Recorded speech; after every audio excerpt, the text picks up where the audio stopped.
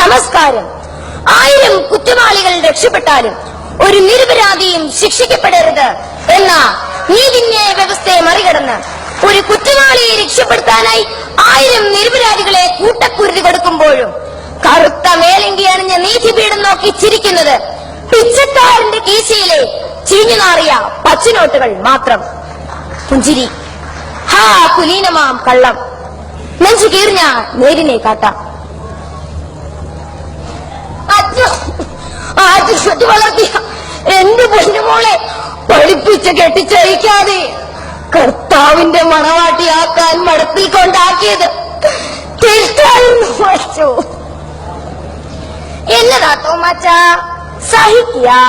നമ്മുടെ കർത്താവായി ഈശോമിച്ച കുരിശിക്കടന്ന് മരിച്ചപ്പോഴേ അത് കടുന്ന പരിശുദ്ധ കന്യക മറിയം സഹിച്ചില്ലേ?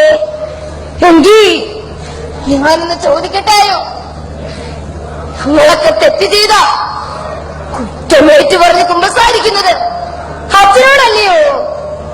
എന്നാ അച്ഛന്മാർ തെറ്റ് ചെയ്ത ആരോടാ കുമ്പസാരിക്കുക?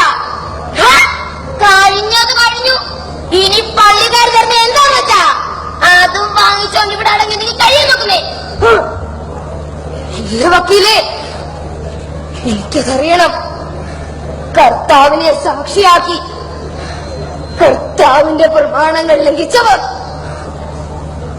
ആരൊക്കെയാണെന്ന്, എന്തിനാണെന്ന് അത് മറച്ചു പിടിക്കുന്നത് കാക്കയാണോ അതോ ലോയാണ് എന്ന് തമ്പുരാനി. 47 വയസ്സിനുള്ളിൽ 47,000 കേസുകളാണല്ല ഈ തലയില്. പഠിച്ചവന്റെ കോടതിയിൽ ഞാൻ ചെയ്തത് തെറ്റാണെങ്കിൽ എന്നെ തോക്കിലേറ്റു. ഇത് മനുഷ്യ കോടതി, ദൈവ കോടതിയുടെ വിധി പോലും മാറ്റിമറിക്കാൻ കേൾപ്പുള്ള കോടതി. 12 വർഷം ഉറ്റവരെയും ഉടയവരെയും ഒരു നോക്ക് കാണുവാൻ പോലും കഴിയാതെ വെറും വിചാരണ തടവുകാരനായി ജാമ്യം പോലും കിട്ടാതെ എന്തിനാണ് എനിക്ക് ഈ ശിക്ഷ?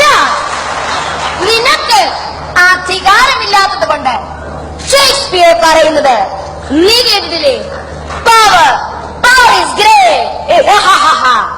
ദക്ഷിണ കേരളത്തിലെ മാടമ്പിയായ എനിക്ക് ജയിൽവാസം തികച്ചും സുഖാവാസമായിരുന്നു. കണ്ടില്ലേ വേണ്ടി ഒരു മസിൽ പവർ കണ്ടു. എങ്കിലും പടച്ചോന്റെ കോടതിയിൽ ഒരു നാൾ കണക്ക് പറയേണ്ടി വരും. നിനക്കും എനിക്കും തികച്ചും നിരപരാധിയും വികലാംഗനുമായി എന്റെ കക്ഷിയെ കുറ്റക്കാരനല്ലെന്ന് കണ്ട് നിരുപാധികം വിട്ടയക്കണമെന്ന് ഈ കോടതി മുമ്പാകെ ഞാൻ താഴ്മയിൽ അപേക്ഷിച്ചു കൊള്ളുന്നു. അപ്പ തപ്പയാണോ ആ 1.5 കൈന് വേണ്ടി വാദിക്കുന്നത്? യെസ്, 1 അല്ല 12 ലക്ഷമാ എനിക്ക് കിട്ടിയ പ്രതിഫലം. 12 ലക്ഷം നാണമില്ലേ എന്റെ പപ്പയ്ക്ക് ഇത് പറയാൻ? എന്ത് നാണിക്കണം? It is a part of a profession. Part of your profession. നാളെ പപ്പയുടെ മോൾക്ക് ഗതി വരുമ്പോൾ ഇത് തന്നെ പറയും അല്ലേ? മോളെ മോളോ, എനിക്ക് നിങ്ങളെ കാണുന്ന പോലെ മറപ്പാ. ഈ പപ്പയുടെ വികാരം പോകരുതെന്നെ. നിങ്ങളുടെ ഒക്കെ മകൾ എന്ന് പറയുന്നതിനേക്കാൾ എനിക്ക് അഭിമാനം ആ 1.5 കൈന്റെ വെപ്പാട്ടിയാണ് പറയുന്നതാ. മതി, എനിക്കത് കേൾക്കണ്ട. നിങ്ങൾ കേൾക്കണം.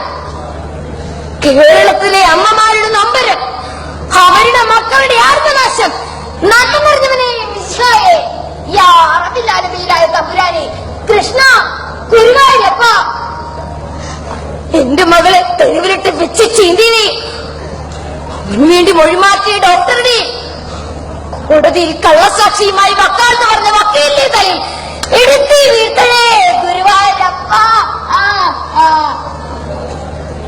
ഇത് ദൈവ കോടതിയുടെ വിധി. പ്രിയമുള്ളവരെ, ഗോവിന്ദചാമി ഒരു പുരുഷനായിരിക്കാം, എന്നാൽ എല്ലാ പുരുഷന്മാരും ഗോവിന്ദചാമിമാരല്ല. നന്ദി, നമസ്കാരം.